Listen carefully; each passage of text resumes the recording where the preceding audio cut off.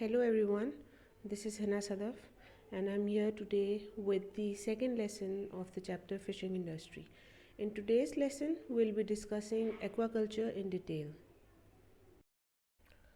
Before we start discussing aquaculture in detail, let's have a look what exactly aquaculture is. Now please don't get confused in between aquaculture and inland fishing because aquaculture is the process of rearing, breeding and harvesting of aquatic species, both animals and plants, in a controlled aquatic environment. I would repeat, it is practiced in controlled aquatic environments like oceans, lakes, rivers, ponds, streams, and maybe tanks. This is different than the open water fishing, than the fishing in the natural environment, because human beings are in control of whatever form of aquaculture or fish farm they are using. They can breed or rear fish in a tank, they can do it in a pond, or it could be done in an enclosed area of a lake or of a river or even oceans and seas. I have attached few pictures of different kind of aquaculture practices.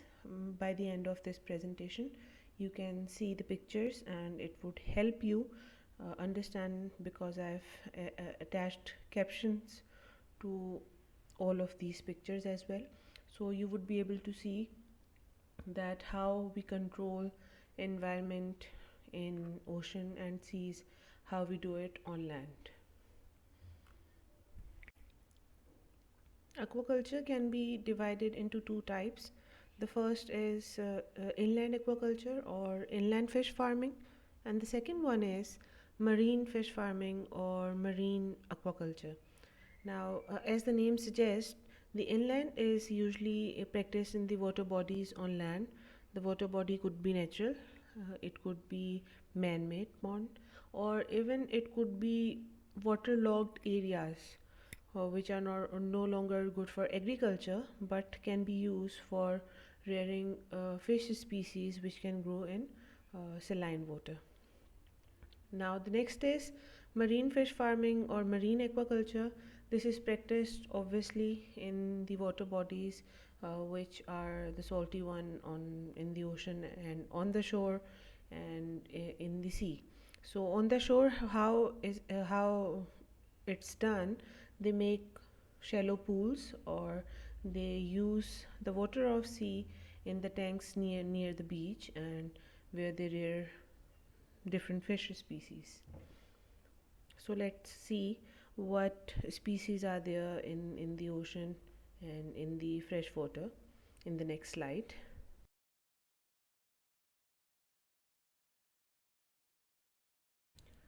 Now what we are looking at is the list of favorable factors for construction of a fish farm.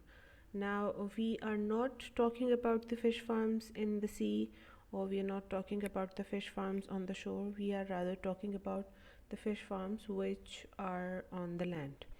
So these factors include both the physical or natural factors and human or economic factors. So both are included in it. First thing that I've mentioned here is flat land. And when we're talking about land, we are basically talking about site selection. The site for the farm can either be flat or in the form of depression, or a waterlogged area can also be used for that. So if we talk about a flat land, we ensure that water level would be equal in the fish pond, and it also makes the construction of fish farm easier in the flatter areas. If we talk about the soil of the site which is to be chosen for construction of fish farm, it possibly if we can get a site which has impervious soil, then it's good. Otherwise we would have to make the base of the pond impervious. Impervious are the surfaces which do not allow water to pass through them. And if the soil is impervious, it would be able to retain water. It means loss of water due to absorption would be minimized. And next requirement is, obviously, as it's a fish farm, so we would be talking about water. So water is a must, and there has to be a perennial source of water. When I say perennial, I mean that water should be available throughout the year, because the fish farm requires continuous supply of water, and fish farmers would have to add more water or change the water in the pond. So for that we need perennial source of water, and perennial source could be a river which has water in it throughout the year, or a stream, or a canal, a perennial canal, or a tube well. So it is a must for a fish farm. Before we start constructing a fish farm, these are the factors which are to be considered. Next is obviously capital. Now, for buying land, for construction, for getting the materials available, and getting fish stock from a nursery or a hatchery, we require capital. And capital, without capital, the farmer cannot start a fish farm. So either he has it saved, or uh, they apply for loans from agricultural department. Next is moderate climate. Now, I've used this term moderate, but saying moderate is never enough. We have to describe what kind of climate do we need, because it's a fish farm, and it uses water. So if it's going to be in too hot or too dry areas, the rate of evaporation from the pond would be very high. It means water loss would be excessive, which is not ideal for a fish farm. Other than water loss, another issue that would be faced by the fish farmers is that the temperatures of the water would be always higher because of the high temperatures, and because of the climatic conditions. It means the oxygen levels would differ. In the fish ponds there would be less oxygen, and they would have to work on keeping the temperatures minimized. Or if it is too cold, then obviously a fish farm does not have a lot of water. There are chances of a thin crust of ice to be formed above the pond surface, and the water temperatures in the water would be too low for fish. So that's what I mean when I say moderate climate. It doesn't have to be too hot, or too dry, or too cold. Next is management skills. Now, skilled operators are essential for operating a major fish farm efficiently, because a layman cannot know everything. So we need professionals and operators which are equipped with enough skill to manage a fish farm and to run it successfully. Other than that, the site for the construction of fish farm has to be in vicinity of transportation route. It doesn't have to be in a remote area, because otherwise transportation would be quite difficult, and it's going to cost a lot to the fish farmer.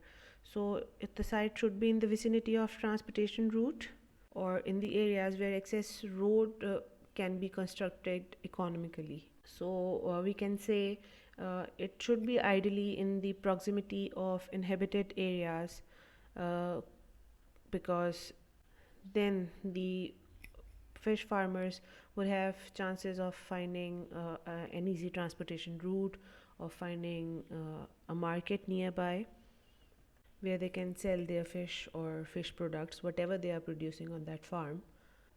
Another thing which I haven't mentioned in the slide, but it's sort of understood, fish farms need electrical power. So the possible cost of connection should be also considered, or it should be in an area where power is supplied. So these are all the factors which are favorable or which should be considered before choosing or for choosing a site for construction of fish farm.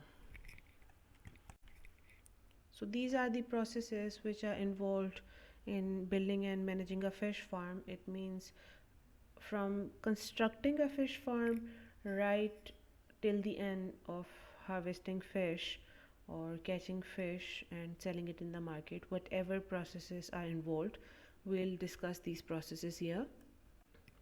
We have discussed that what favorable factors are to be considered when looking for a site. So when a site is selected, then next thing is construction of a fish farm. Usually rectangular man-made ponds are dug, obviously with the help of machinery, because it's going to be time consuming and it's going to be labor intensive if we opt for manual work. The pond should be earthen, or it must have an independent inlet and outlet of water. It is to be considered that, or it is to be noticed that the size of the pond would vary from 20 to 100 hectares depending on the input or capital the farmer is putting in. So once the fish pond is dug and the base is made impervious and sides should be slopy as well, and impervious as well, sorry, because we want to reduce water loss due to evaporation. So once this is done, once the sides and the base of the pond is made impervious with the help of rocks, with the help of soil, or with the help of cement, next process is to fill the pond. Once it's filled with water, now next comes the process of adding fertilizer. Now fertilizers are added in the fish farm to trigger the growth of phytoplanktons or planktons, which is going to be a good source of nutrient or a source of food for aquatic organisms and fish. So when we talk about fertilizers could be organic, or these could be chemical fertilizers, inorganic ones. uh, Inorganic fertilizers could be nitrogen, phosphorus and potassium based. And if we talk about the organic ones, these are the natural ones. What could be added in the water of fish pond is poultry waste or cow waste. Now it is to be it to in a limited amount, because we don't want to pollute the water. We basically want to increase the growth of planktons so that fish would find enough crucial source of food in the pond before fish is added. The first thing after adding the water is going to be adding fertilizer to ensure or trigger the growth of planktons in the fish pond. Once done with this, fish farmers then select or buy a fish stock from hatchery or nursery if they don't have one with their fish farm. So by fish stock I mean they are going to buy same species of fish, the small fish fry, from a nursery, and it would be ideally the same age, because they are going to harvest it at one particular time when ideally all the fish would be of same size, their growth would be same. So fish is then kept in smaller ponds, and when it's big enough in size to be released in the main pond, in the actual fish pond, then it's released in the fish farm. And next comes the process of feeding the fish. So we have already discussed that there is growth of phytoplanktons, but the fish obviously cannot only survive on it because it's a controlled aquatic environment. We must provide fish with some artificial feed, or some routine has to be there to make sure that the fish is fed properly. Then obviously it's in controlled environment, there are more chances of weed growing, there are more chances of aquatic insect and there are more chances of disease spread in the fish. So to reduce all these, there is need of adding medicines, pesticides, and vaccines to ensure that the water is good enough for fish, that the growth of fish is well enough, and the fish is not being affected by diseases, because if a disease spreads, it's going to spread very quickly in the whole fish stock. Now, I have written here changing water to ensure better growth or better quality of water. Now, if there is requirement of adding more water, then water is added, or else water is changed in a fish farm once a year after the fish is being harvested and the water is completely drained out, and they allow the fish pond surface or the bottom of fish pond to completely get dry, because this way all the pesticides, all the bacteria, diseases, whatever is there, this is going to die. And when the next time they are going to fill it with water, they spray lime on the base, because it kind of protects from further growth of these harmful microorganisms.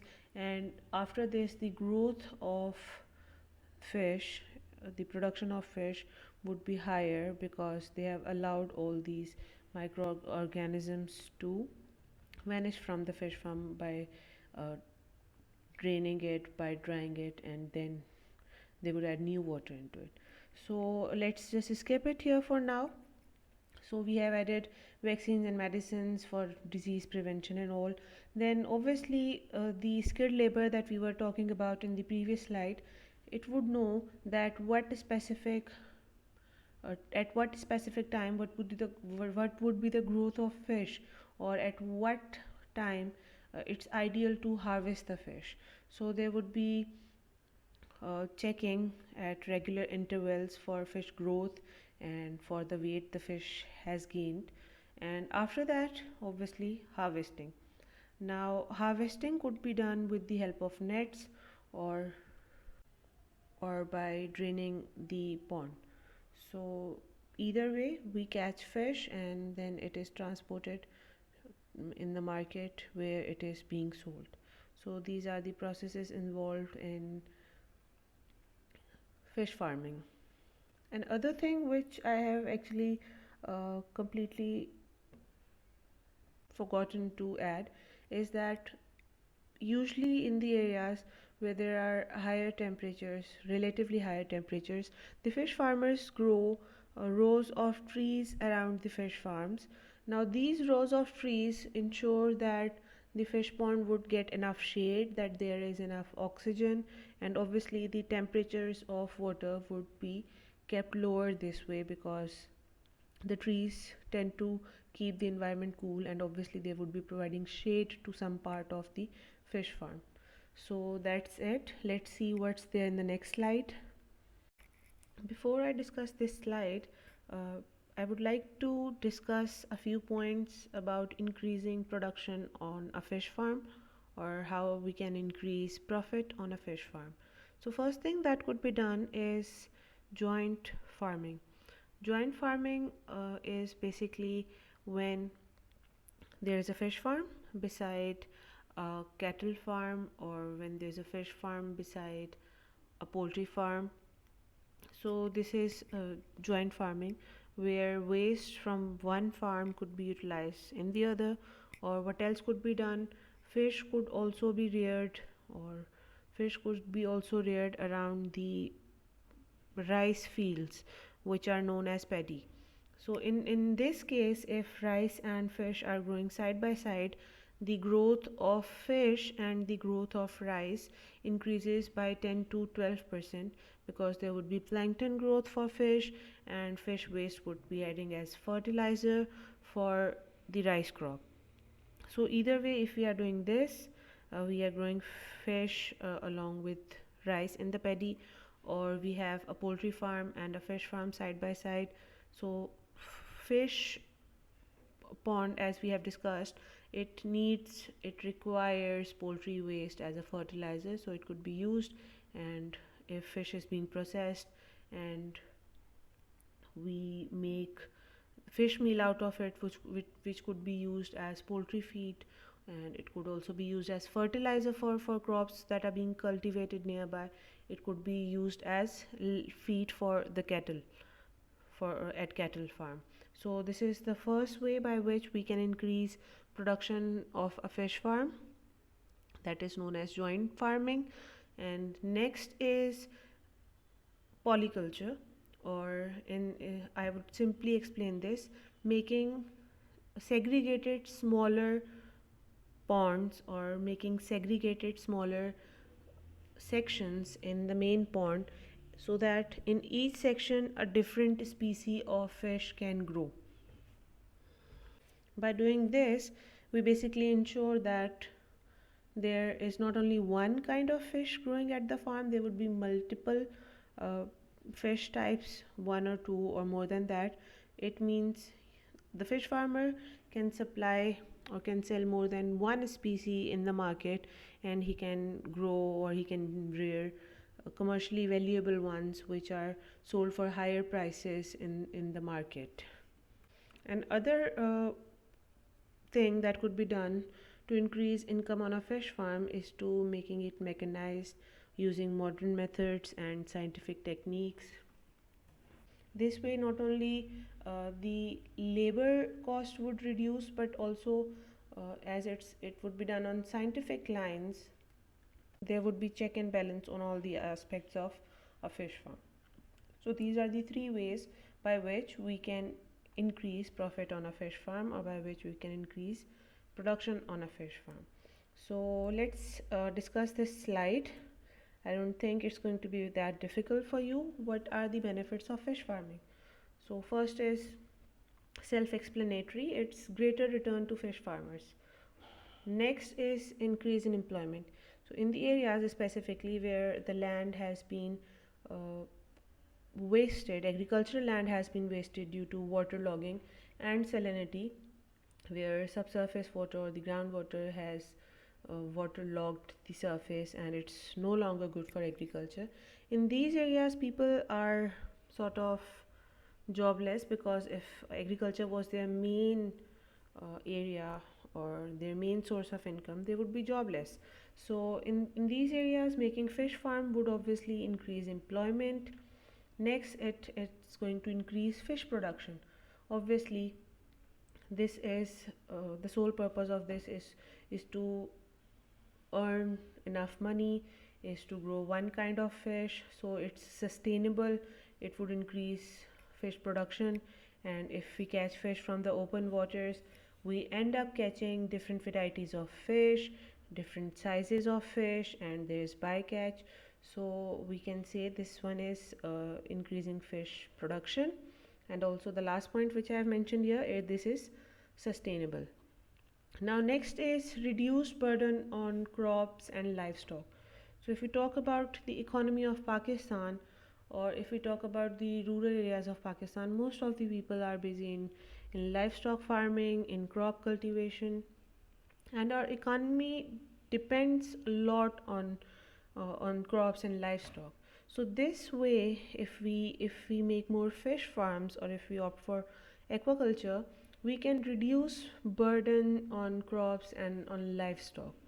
And if we are growing enough fish, obviously we would be able to export it. We would be able to increase our exports. But again, for doing this, we would have to we would have to make our standards better, so that the major fish markets, the countries which consume a lot of fish, they can trust the products of Pakistan, they can buy enough from Pakistan. So this way we can also increase exports. The last slide here is about the problems being faced by the fish farmers, and somehow these are the problems which are also caused by the fish farmers. The first thing is water pollution. Now, if the fish farm is using water from a river, and there are pollutants due to domestic and industrial and agricultural waste being released in the river, then obviously the water that's going to be used to fill the fish farm. It would be contaminated and it would affect the health of the fish. And there's another way around the water that is used as the fish farm in the pond. It would have vaccines and pesticides and medicines in it, and a lot of fish waste, and it would also have insects in it. It would have feed that has been not consumed by the fish. And when the fish farmers are going to drain their fish farms, they would drain the water on land or in the water bodies nearby, and this way they would contaminate the water bodies, and they cause pollution by doing this. So they are the ones who are affected by water pollution, and at the same time they are the ones who are causing water pollution. So it's a two-way game, we can say that. Next is there are more chances of disease spread in fish, as I have discussed in the slide where we were discussing the processes of a fish farm, a fish rearing fish at a fish farm. That it is an enclosed area, it is a controlled environment, and fish is being fed artificially. There are a lot of chances of disease spread because it's a confined area. Fish has a limited area, it's not in the open water. So what would happen if a disease spread? It would affect the whole fish population or the whole fish stock in the pond. So that's why we have to be very vigilant uh, to check the fish health and to check water quality and everything. Last is shortage of water. Now, shortage of water is a problem for fish farmers, and as they consume a lot of water, obviously it's going to add more burden on the limited water resources of Pakistan. So, how this is a problem for fish farmers? If we talk about the climatic change, the increasing temperatures, there are spells of dry season, then there is a lot of rainfall and flooding. So these all are basically affecting fish farmers in Pakistan.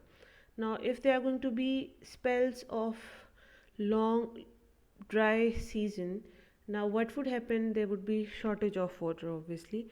So this shortage of water would lead to less water in the rivers and eventually in the canals. It means the fish farmers would be supplied with less water in this situation, and that's going to reduce their production, or that is going to cause problems to the fish farmers. So I hope this lesson was clear. After this, I have added pictures of the fish farms, of marine aquaculture, of segregated ponds, with the caption with each picture so that it's easier for you to understand.